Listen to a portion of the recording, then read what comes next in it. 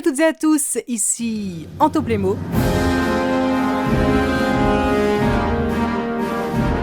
Aujourd'hui, on se retrouve pour une vidéo assez spéciale qui, je crois, n'a jamais été faite sur YouTube, puisqu'on va analyser, décrypter le nouveau catalogue Playmobil de A à Z. Dans cette vidéo, je répondrai donc à des questions que vous êtes sûrement déjà posées, mais que vous n'avez jamais eu la motivation pour aller jusqu'au bout des réponses. Comme par exemple, si je vous demande combien coûte l'ensemble des boîtes du catalogue, y a-t-il des erreurs dedans, de combien ont augmenté les boîtes par rapport à l'année précédente, etc. Donc pour que je puisse visualiser directement les prix, on va s'intéresser au catalogue allemand, mais ça restera similaire au catalogue français, il faut juste rajouter les 20% de TVA, et le compte est bon. Commençons déjà par regarder ce catalogue d'un point de vue global. Donc y a-t-il des gammes ou des boîtes qui ont disparu, ou à l'inverse, d'autres qui sont apparues? Eh bien oui, il y a eu pas mal de changements par rapport au catalogue allemand de janvier à juillet 2022.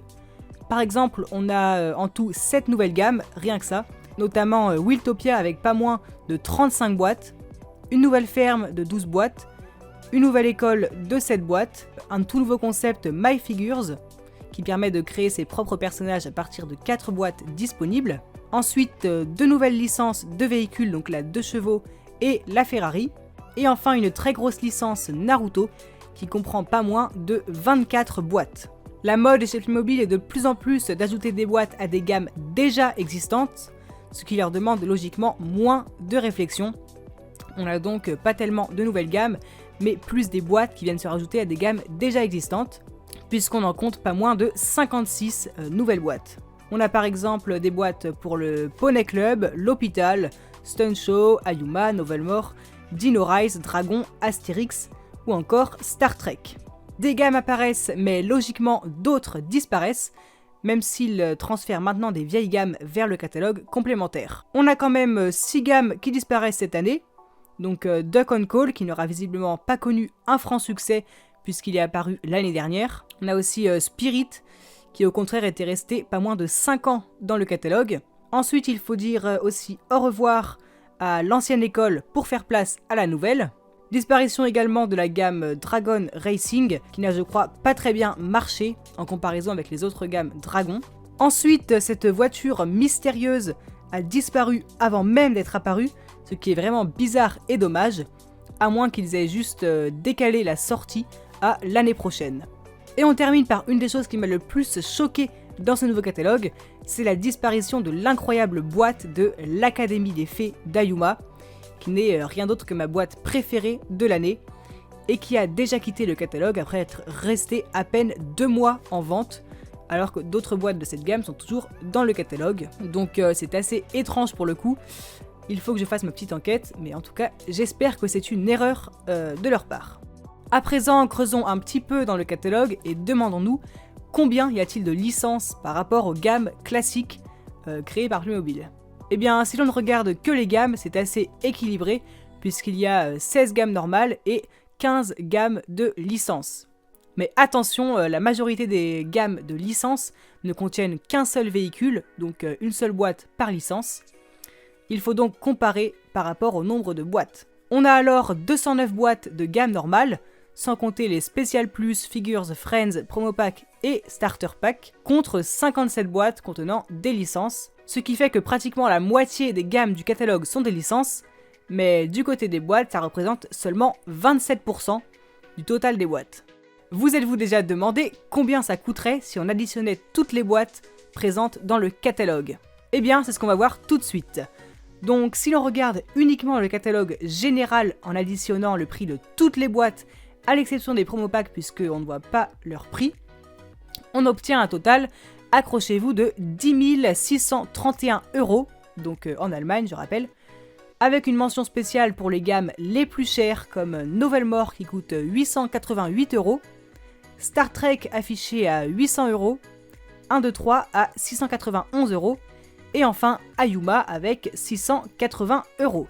Mais ce n'est pas fini puisqu'il faut encore ajouter le prix du catalogue complémentaire qui s'élève quand même à 5057 €, ce qui représente pratiquement la moitié du prix du catalogue général. Et en additionnant ces deux nombres, on obtient le nombre ahurissant de 15 688 €, Et pour avoir une estimation de ce que ça représenterait avec les prix français, vous ajoutez la TVA de 20% et vous obtenez 18 825 €. Voilà donc la somme astronomique que vous devrez avoir sur votre compte en banque pour acheter la totalité des boîtes du catalogue.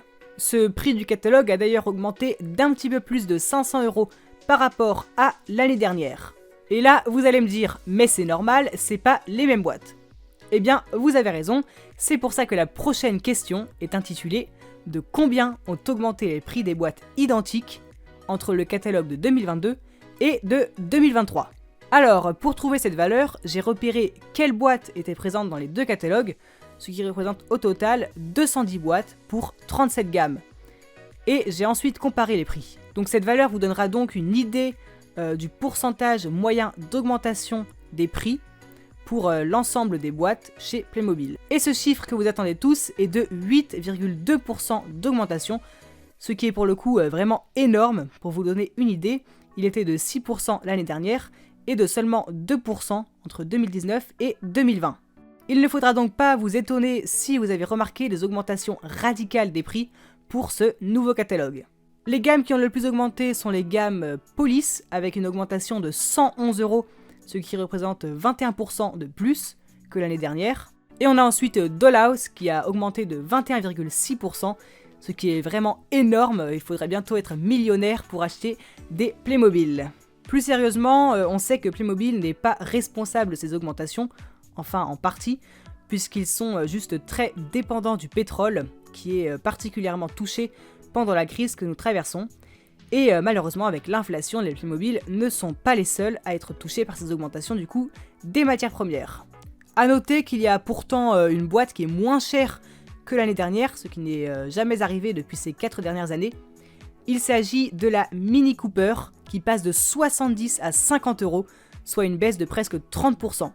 Mais en même temps, je pense qu'ils ont dû remarquer que son prix de départ était vraiment trop excessif. Et on a aussi pas mal de gammes qui n'ont pas augmenté, comme les Special Plus, Figures, un grand nombre de voitures et Star Trek. En même temps, vous allez me dire, difficile de faire plus cher que les prix actuels. Et on termine cette vidéo avec les quelques erreurs que j'ai remarquées dans le catalogue. Par exemple, sur la photo de cette gamme, tout peut vous paraître normal, mais si vous regardez ce violoncelle posé en plein milieu du château, vous remarquerez qu'il n'appartient à aucune boîte visible ici. C'est donc une erreur de Playmobil qui a oublié de l'effacer lorsqu'ils ont retiré la boîte de la salle de musique. Mais les plus grosses erreurs ne sont pas du côté des princesses, mais du côté des chevaliers de Novelmore. Regardez par exemple la boîte du château des Burnham Raiders, qui compte à elle seule pas moins de 3 erreurs. Ce chevalier par exemple, eh bien il n'est pas fourni dans la boîte, et cette guerrière non plus d'ailleurs. Ils ont tous deux été rajoutés pour donner l'impression que la boîte contient plus de personnages. Mais il n'y a pas seulement des ajouts, mais aussi des oublis ou des remplacements, comme le prince Brody, qui n'apparaît pas sur cette page, alors qu'il est normalement fourni avec le château. Et on ne s'arrête pas là pour les erreurs avec ce bateau des Burnham qui compte 4 personnages, alors que si vous regardez la réelle boîte, n'en compte que 2.